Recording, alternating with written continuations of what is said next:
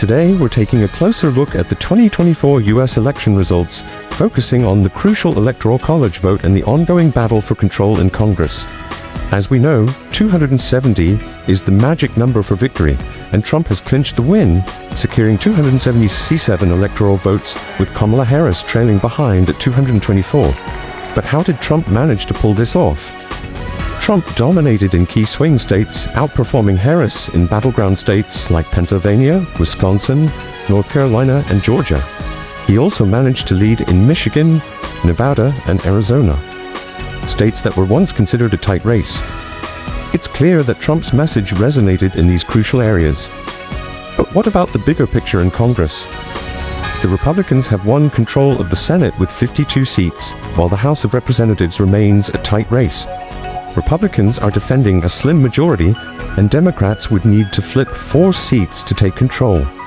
I'm joined in the studio by DW's US election analyst Aman ISF, who breaks down how Trump managed to defy expectations and win. Aman, the polls had underestimated Trump once again. What factors contributed to his victory? Well, going into this election, 2/3 of Americans believed the country was heading in the wrong direction.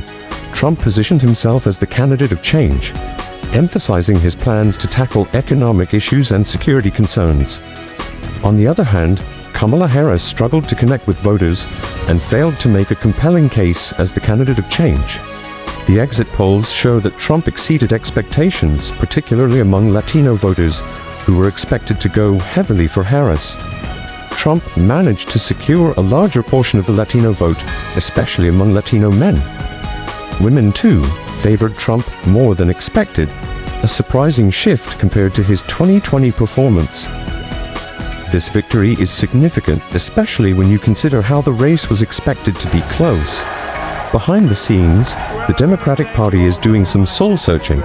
Harris and her campaign haven't made a statement yet, but they're waiting for the final tally. However, the writing on the wall is clear. A lot of Democrats are questioning the party's future direction.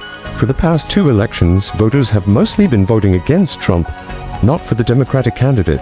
Harris, despite being Biden's running mate, never won any contests to secure the nomination herself.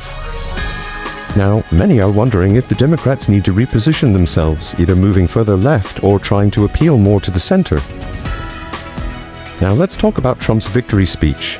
In his remarks, Trump basked in the glory of his return to power. His speech was largely about himself and his movement, declaring that he now has a mandate for the next 4 years.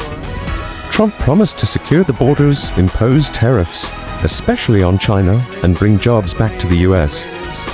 His stance on tariffs, however, has raised concerns among US allies as it could disrupt free trade agreements.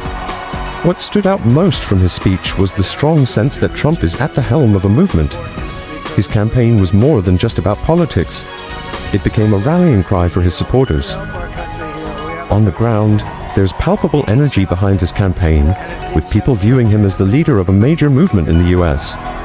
However, this victory didn't come without consequences for the Democratic Party. Data suggests that Trump made significant gains among traditionally Democratic voting groups, namely Black, Hispanic, and young voters. In 2020, Biden won about 60% of the youth vote. But in this election, Harris only managed to secure around 50%. Among Black voters, the Democrats saw a slight drop from 90% to 80% support. Similarly, while the Democrats secured 60% of the Latino vote in 2020, that dropped to 50% in this election. Political analysts like William Glukoft argue that the Democrats need to rethink their strategy. The focus has often been on ethnicity and skin color, but this may not be enough. Voters today are considering other factors, like education, socioeconomic status, and class. As Glukoft points out, diversity isn't just about demographics. It's about ensuring that these diverse groups are thriving economically and socially. Trump's ability to connect with voters across different backgrounds proves that the political landscape is shifting. Looking at the broader picture, one key reason for Trump's victory is that he effectively reached out to low-propensity voters, those who don't typically turn out to vote. This group has been a major source of support for him, and as we saw in 2020, it's incredibly difficult to get an accurate reading on these voters, especially when polls have a significant margin of error. Pollsters have acknowledged this issue, but Trump's ability to mobilize these voters made a huge difference in this election. In the end, the election results show just how unpredictable politics can be. And it's clear that the American political landscape is evolving. While Democrats are grappling with this defeat, it's a reminder of how dynamic elections can be, and how quickly shifts in public opinion can change the outcome. There's a lot more to unpack in the coming weeks, but for now, Trump has emerged victorious. Friends of this incredible movement. This was a movement like nobody's ever seen before.